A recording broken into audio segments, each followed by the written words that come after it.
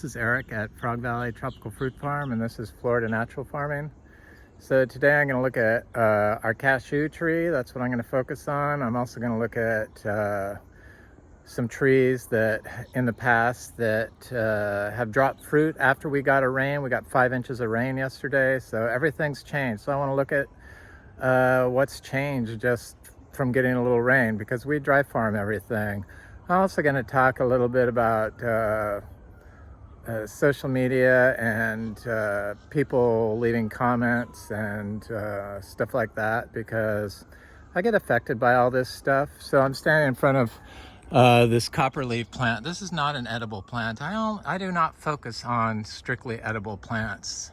But if you looked at my monthly farm video, you could see that these things looked horrible 2 days ago, and just getting this rain, everything looks good. So we do dry farm everything, and it can get a little scary during the drought season, which just came to an end, hopefully. But we don't get our mangoes splitting when all of a sudden we get rain, and it doesn't cause fruit drop on the mangoes. So what it has caused fruit drop on is our Quaimak. And I want to look at the Quaimak sets fruit when it's dry, and then when it gets, in the past when the rainy season started, as soon as the rain started, it would drop a lot of its fruit. But you know, we're a young farm. I planted everything here except for, you know, the big natives and the big natives, and most everything was planted from seed, though some of our plants were small, you know, 3-gallon grafted trees, so like less than 2 feet tall. And one of those trees is this Spanish lime tree, the genip. And it's, as you can see, I thought it was getting ready to bloom, and it's never done this before. It had such a huge bloom, and it timed it. It was sending out this new growth during the drought. And I knew that this tree would eventually bloom, just like, and fruit, just like I know our Rollinia and our ice cream beans will eventually bloom and fruit. It's just not a matter of if, it's a matter of when. But I recently I usually don't look at my comments after 6 o'clock at night, because I just don't want to think about it, because sometimes people's comments affect me and I can't stop thinking about it. They get in my head. And I broke my rule, and I looked at my comments, because it's somebody that always comments, and they wanted to buy Skyenwood, budwood from our fruiting trees of our MB. And they wouldn't take that. We're not a nursery. We're not allowed to sell plant material because we don't have a license, as a reason. And I just don't do it. I have had good friends. My friend Gemma wanted a Skyenwood of this, and I do not do Skyenwood. And especially if you're going on a public forum and you're saying, I'm offering you money for this, when I say we do not have a license for it, that's all the more reason for me not to do it. You know, it's like, and then they started acting like I was preventing the tree from being spread around. Well, I sell fruits and seeds to the public of all these trees. And if you're really serious about spreading the plant around, you would have offered to buy one of my seeds one time, but that was never the case. And I don't mean to get in your head. You've been a good commenter in the past, but for some reason you decide to go at me, and it's stuff like that is going to drive me away from making videos, just so you know, because I can walk away. It's not going to bother me. This is not my life. I do this because I want to show people that all the information most of the information that they have told us for our health and for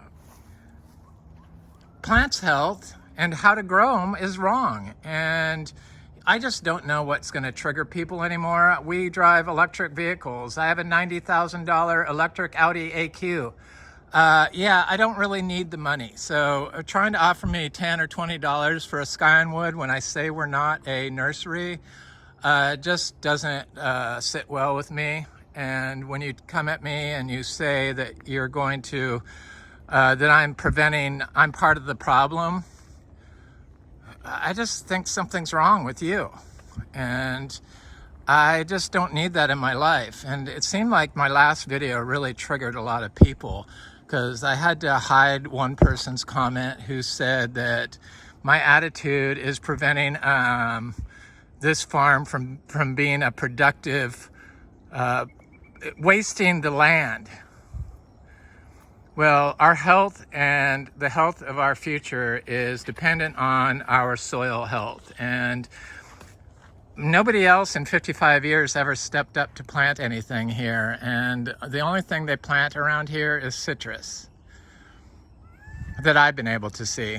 And they're very toxic and pollutant, and they have citrus greening, and I don't know anybody in the right mind that would eat citrus.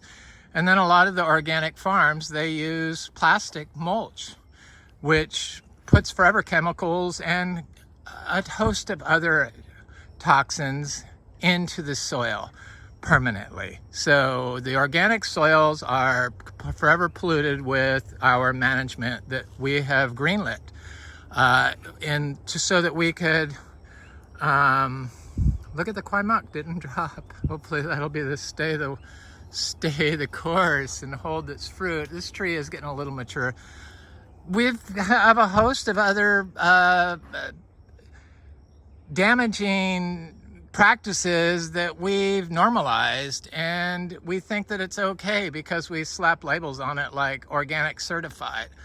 But we don't look at the whole picture, and I look at the whole picture. And I also had a comment saying I have to disagree with you on the letting the grass grow. That leads to snakes. Well, you obviously don't really know Florida if you don't think there isn't snakes here. Snakes deserve a home. The whole purpose of this orchard floor is to provide a home for life. And that life includes snakes in Florida. Yes, we have lots and lots and lots of snakes in Florida, and we have lots of them here. They lay their eggs in our hay that we use for our daily mulch. So we got water in our pond, 5 inches of rain. It was nice. When you don't have this orchard floor, I think it's with somebody that I had to block before that came with a new name. I don't want to block people, but when you start giving your opinions and basically gaslighting me, I'm going to hide your comments. So keep it up. And that's what happens. It's my prerogative. I hope I don't mean to offend anybody, and I certainly didn't want to get in your head, but since you got in my head, I have to get in yours a little bit. And I am going to take it as a one-time blip on your mistake, which I'm willing to give people a sliding, ignore it one time. But when you delete all your comments after you do something like this, why do you even need to post? Just to terrorize me and then delete your comments?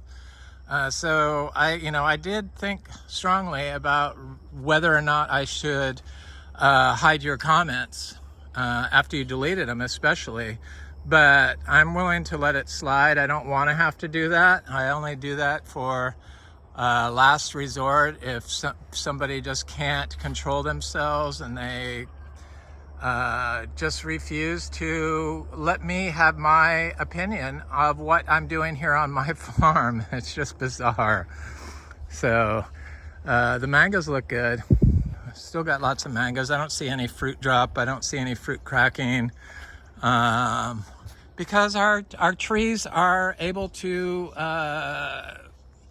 handle abiotic stress, which is heavy rain or drought. And that's why we don't water, because not watering, dry farming is akin to intermittent fasting or exercise in humans. So if you need it for cellular energy, and for healthy cells, for healthy mitochondria. And that's why we do it. And I've found that it works. And in Florida, I've been doing it successfully for 13 years. So sure, it doesn't always look great, but it certainly does as soon as it rains. And is it always supposed to look perfect? Probably not. Ideally, that would be the case, but one little drought, if it always was perfect, is going to wipe out everything, or one little freeze. That's why I like guanabana down in Miami, that they get one freeze one time, or not freeze, but it gets below 50, their guanabana or their cacao die, because they're not used to taking care of themselves in a natural way, which happens when you dry farm.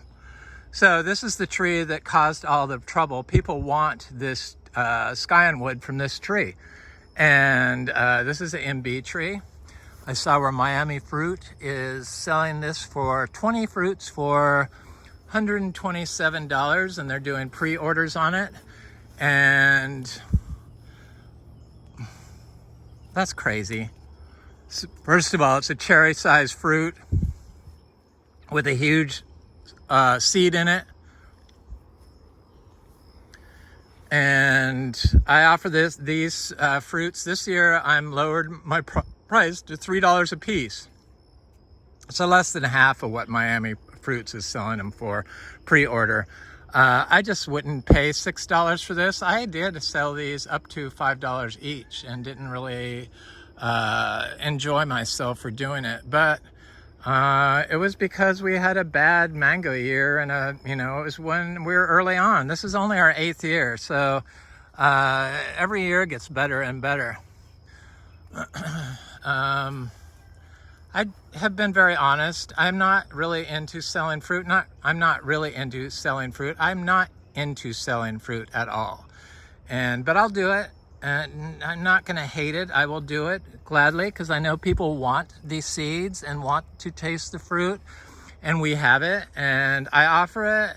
But I've talked about this with my partner, and we've come to the conclusion that we can just stop being a farm, and I won't offer seeds or fruit to anyone unless you're my friend, or unless you reach out to me, and then I'll give them to you. But I give a lot of stuff away, and possibly if you were my friend and you really begged for a MB fruit tree cutting in person, I would probably give it to you, or let you do it reluctantly, but probably. But I do know that Adam from Flying Fox Fruits had been grafting these more than 10 years ago, the MB tree, and he doesn't even offer them, but yet he's offering lemon drop mangosteens, lemon drop mangosteens for, he calls it the superior lemon drop mangosteen, for $167 for a tiny little grafted tree. Do not waste your money on grafted Garcinia trees, especially the intermedia or the MB, or any of them for that matter. First of all, the MB is extremely hard to graft because it's extremely tough. And you could just grow them from seed.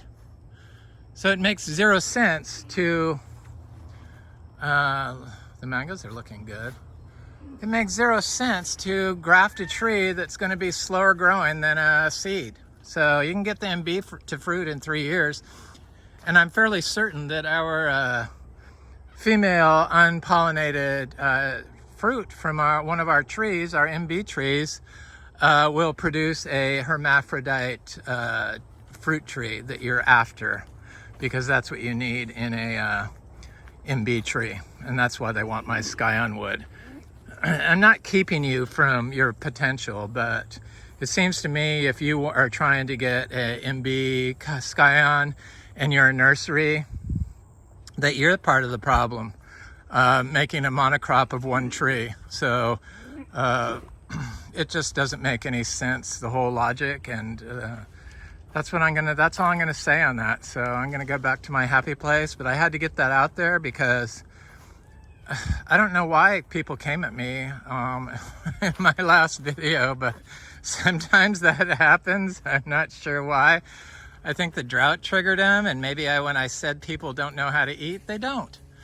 Americans don't know how to eat. We're not taught how to eat. I finally figured it out at 62. So it took a lot of progress, and I just recently fine-tuned it. I'm still learning how to eat. So it's crazy that we're like so sensitive about what people say, and if it is different than what you or your friends think, then you just completely discount it and fail to look at the whole picture, which is what we do here. We are a holistically farmed, closed loop system, dry farmed, regeneratively farmed agriculture system. And this is our big not grafted tree. This is our big cashew tree that I got 200 seedlings from last year. And it's got cashews all over it. And they did form during the drought. And this is something I didn't think it did, but it did. Finally, this tree got of size, and I see there's so much fruit on this tree that I know a lot of you have wanted to buy the cashew apples. That's the fruit that's at the top that you make juice from. It's got a weird fiber in it that makes it much like a sponge, so you can't really eat it, but it is definitely a excellent juice, and it's high in magnesium, and it's a cashew is a super magnesium accumulator, and I think that's why it works so well with our natural fertilizers, the miniature zebu. Hi, Wally. I'm moving along. So, sorry, I've been on a little bit of a rant today. Some of you like that when I do that. I don't really like to do it, but I do find it helps me process stuff that's going through my head and move past it, and that's why I do it. I do enjoy making these videos, but I'm not I'm not ruling out the fact that I could just stop making them. And we're thinking about buying we're gonna buy a hay cow farm in Florida somewhere. Florida's just gotten so expensive that and I don't want it near citrus groves, so I don't want any of that pollution floating through the air near me. I don't want it near plastic hoops or plastic organic plastic mulched organic farms. I don't really want it near people. I want it as far away from everything as possible, just so I can get a clean, healthy environment to expose my miniature zebus and myself to. And then we'd probably just rent out this house here and as a vacation rental, because Vero Beach is very expensive as a vacation rental and spot. Or we could rent out the house and farm, but I'm not sure about the farm. So this is an area that was always heavily slow for stuff to grow, and trees just never did good here. And it's because of compaction. You can see the grass is like super short here. We don't mow, because when you mow, then it gets really compacted, and that's why this area is like this. Nothing ever grew here, but it seemed to be the least affected by the drought, probably because it's been growing in such harsh conditions for so long that another drought just didn't even affect it. It's got a little Miko lemon here. There's a little mango there. There's a mango there in bloom. There's a lychee. These lychees didn't succumb or get brown out from the, I see a little cashew right here. There's a lychee in bloom here. I think that's a peach cobbler mango. Not a lychee, that's a mango. Here's a Miko lemon. Here's another lychee. Here's a Miko lemon. There's a mango seedling. There's a mango seedling, and then there's a cashew. We got about 200 cashews. This is going to be a major cashew farm. You just can't stop it. For somebody to say that this could be so much more. So much more than what? A rare tropical fruit farm?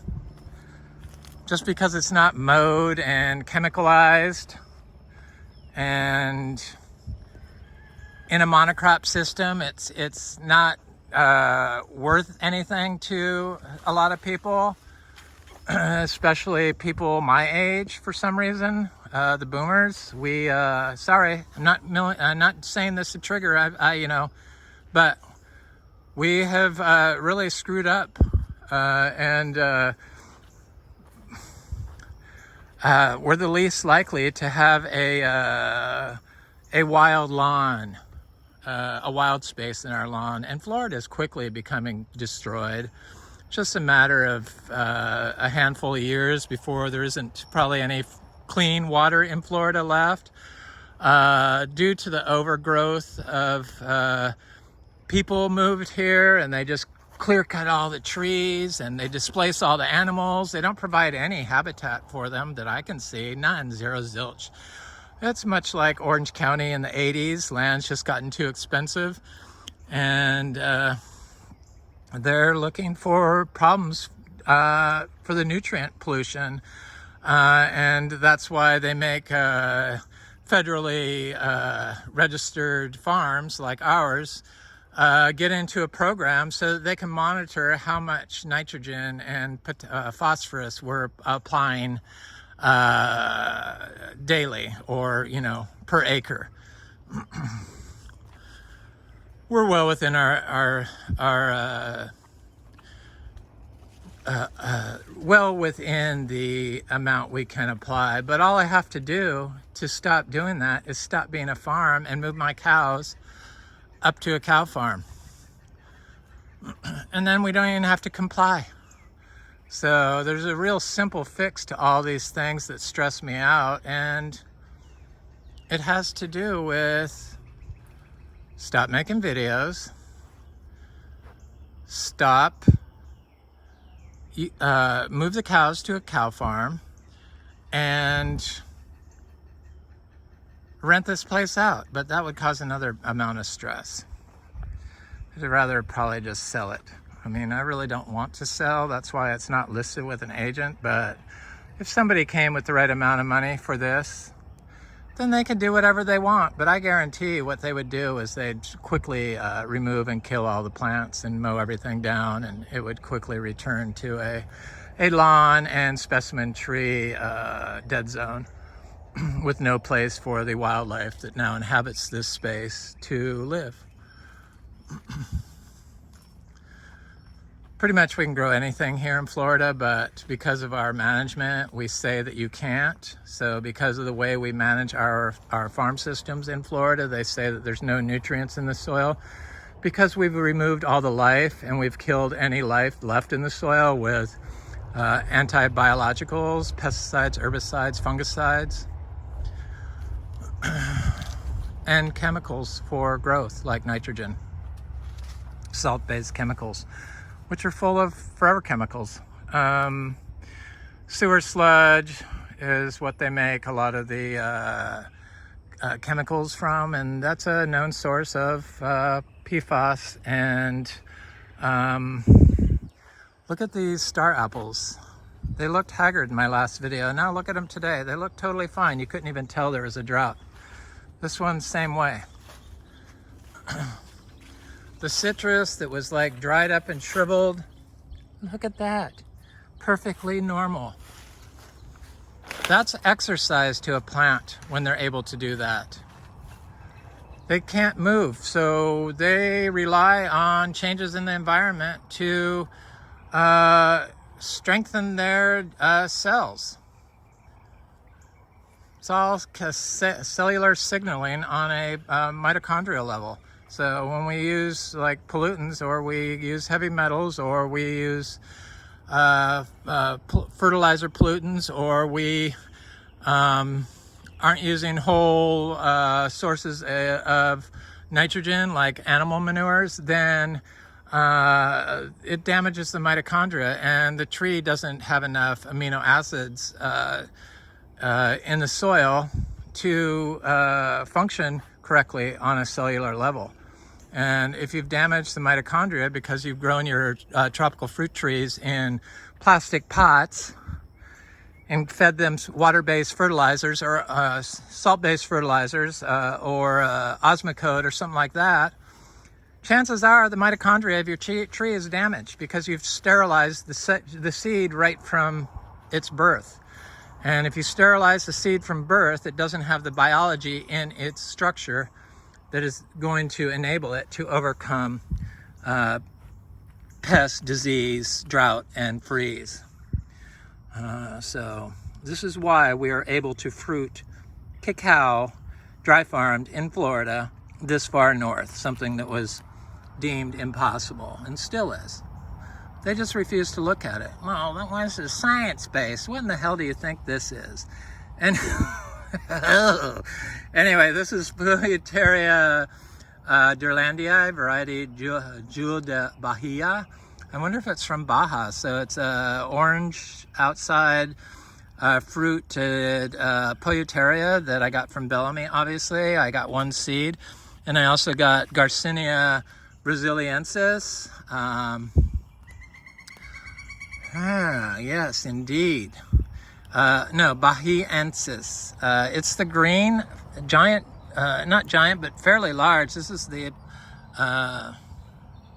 Mitochondria d'Irlandiae, and this is the Garcinia. So I'm going to plant these. I'm going to do them in pots just so I can keep track of them. And which pot do they go in? I got my other seeds over here. I have my little cacao from our fruit we got this year. We got about 30 fruit off of it. All the fruit from all the seeds, even the little tiny seed pods, germinated. This is my Theobroma bicolor, the Pataxti cacao, the white cacao. This is that little seedling cutie I got from a subscriber, or a YouTube follower from Vermont.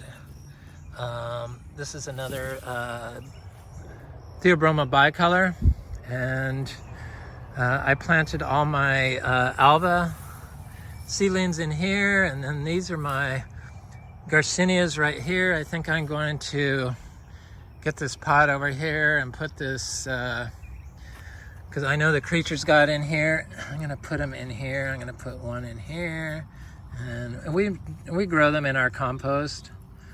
It's our daily manure, basically. That's what it is. I'm gonna put it right here. There. It's our daily compost. I wait a year until it's assimilated to soil, and then I scrape it up and put it in pots, start my seeds in it. We had to do that before being biodynamic certified. We used to be biodynamic certified. It's the original source of regenerative farming. It's the original regenerative farming system. Certifying system. Look at how healthy the citrus looks. They look so haggard and sad. But this is what I was talking about. Don't be alarmed at changes in the leaf. I'm used to it. And probably people got freaked out. No, I've heard it. You're like, you don't take care of your trees. We do not know how to take care of ourselves. We don't.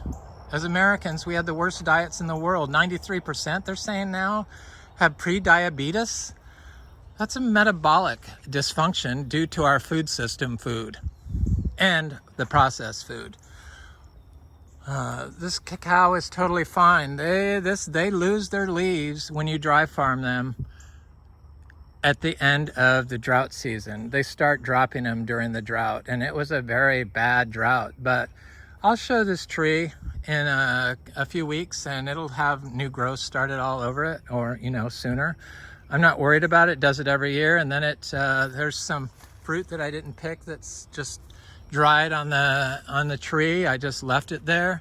But our little cacao, little tiny seedlings, they seem impervious to drought, and That's good. Here's a little bit bigger cacao that it's still green on the top. It's going to get new growth. I'm not worried about it. It doesn't have the waxy leaves like the citrus. They're more thin. They're damaged more easily. Stuff that has the waxy leaves like the citrus. This citrus looked horrible. All our citrus is seed grown. We do not have greening. It's because of the way we farm. We grow about 15 different types of citrus here. Probably 15 now. This is a wax jambu, also has a waxy leaf. And the ginger, which you aren't even supposed to grow without watering it in Florida. That's just not true. Heliconia, same thing. Everything looks much happier with a little rain. We have 450 bananas that I divided and planted. I want to get up to 800. I cannot stop myself. Here's a wampy that was looking sad. The oak tree shocked the heck out of me to see that the oak trees were affected by the drought. Something native, but it still has some green and it's going to be fine, much like the cacao. So I'm going to go over to this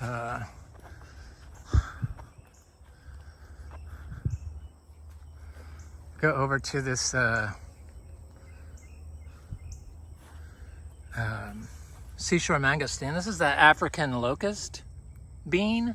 It's supposed to be a good fruit, very high in protein. It's a nitrogen fixing plant. All plants are nitrogen fixing. It's the biology. There's so much nitrogen in the air that the plants, of course, have to have the ability, in combination with their biology, you know, the microbes that we kill with modern agriculture, that go inside the plant and live outside the plant and live in the root zone.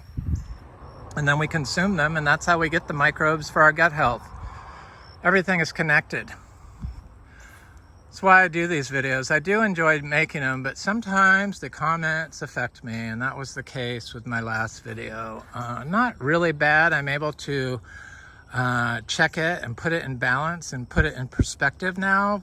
Because of my diet, I've been able to do that, so I don't dwell on it like I used to when I would get depressed before I fix my diet.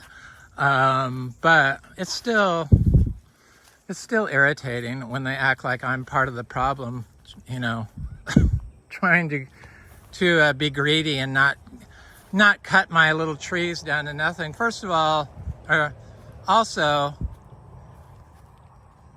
Hindus do not believe in cutting trees and stuff, and I kind of believe in that too, unless I have to.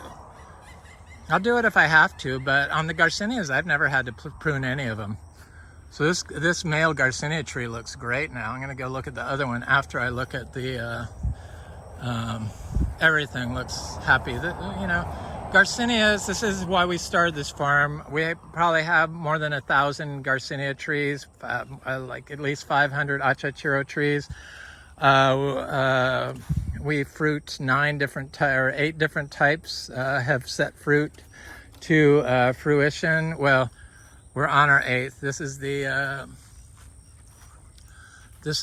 I'm looking on the ground to see if there's any fruit there. This is the seashore mangosteen, Garcinia celebica or Garcinia hombromiana.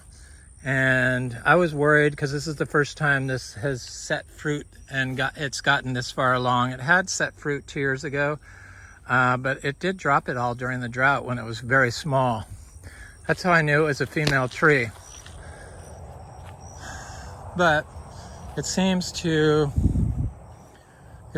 be okay, and we made it through the drought, and I see little tiny fruits that just recently formed on it, along with this one doesn't looks okay. They look okay. There's one that died right there, but there's a big one right there, bigger. It's got fruit all over it. Seems okay. I think we're gonna be okay. So I'm excited to try that fruit because it's supposed to be a very good fruit. I see my mangoes are dangling just fine. I'm not sure how the mango season is going to play out. I guess a lot of people have had bad mango years. I know around here there aren't hardly any trees with mangoes on them in Vero Beach that I've seen. So this is that blue lily pilly that it looks like the oak tree, but it seems like it's okay.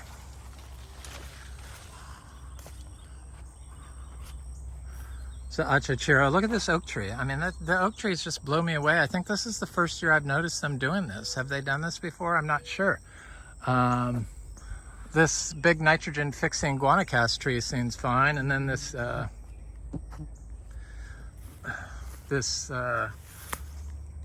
Garcinia madruno looks great too. And it's got lots of fruit on it. Lots and lots of fruit, and it's getting big.